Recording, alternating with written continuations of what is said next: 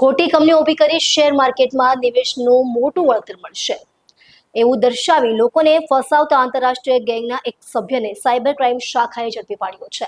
આ ગેંગ લોકોના bank account અને આંગળીયા મારફતે લાખો રૂપિયા લઈ છેતરપિંડી કરતી હતી. સાયબર સેલના અધિકારી જણાવતા કહ્યું કે ગેંગના એક મુખ્ય સભ્યને ગિરફ્તાર કરવામાં આવ્યો છે. આરોપી ઓનલાઈન પ્લેટફોર્મ પર શેર બજાર અથવા ક્રિપ્ટોકરન્સીમાં નિવેશ કરાવી ઊંચું રિટર્ન આપવાનું વચન આપતો હતો. શિક્ષિત યુવાનોને ખાસ ટાર્ગેટ કરી તેમના બેંક ડિટેલ્સ અથવા યુપીઆઈ આઈડી દ્વારા ફંડ ટ્રાન્સફર કરાવી લીધો. આરોપીઓએ ઘણી નકલી કંપનીઓના વેબસાઇટ્સ અને એપ્સ બનાવી જ્યાં વિડીયો કોન્ફરન્સિંગ દ્વારા ગ્રાહકોને ગેરંટીડ પ્રોફિટની ખોટી ખાતરી આપવામાં આવતી. કેટલાક કિસ્સાઓમાં શરૂઆતમાં નાની રકમનું વળતર આપી લોકોનો વિશ્વાસ જીતી અને પછી મોટી રકમ ડૂબાડી દેતી હતી.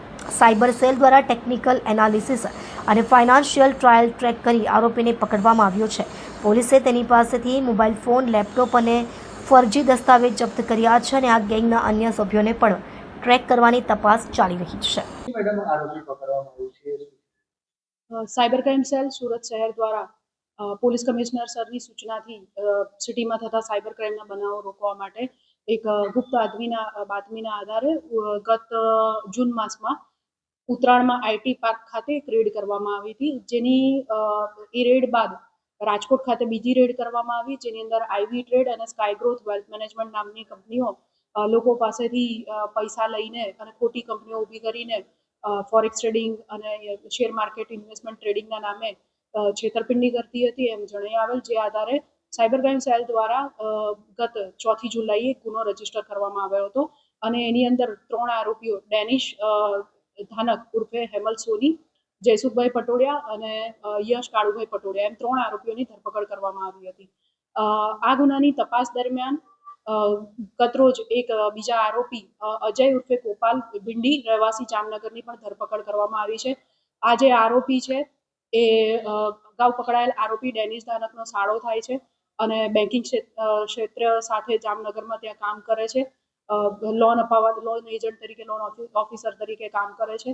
અગાઉ પકડાયેલ આરોપી ડેનિશ ધાનક પણ અગાઉ આઈસીઆઈસીઆઈ બેંકમાં ફરજ બજાવી ચૂક્યો છે.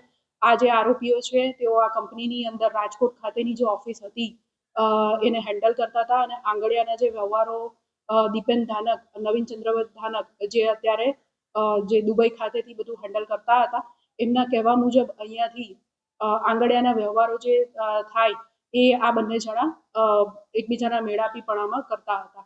અગાઉ આ ગુનાની અંદર લગભગ 100 કરોડથી વધુ આંગળીયાના વ્યવહારો પકડાઈ ચૂક્યા છે. શરૂઆતની તપાસમાં બેન્કિંગ ટ્રાન્ઝેક્શન જે ડમી કંપનીઓની અંદર મળી આવેલ લગભગ 235 કરોડ જેટલા હતા.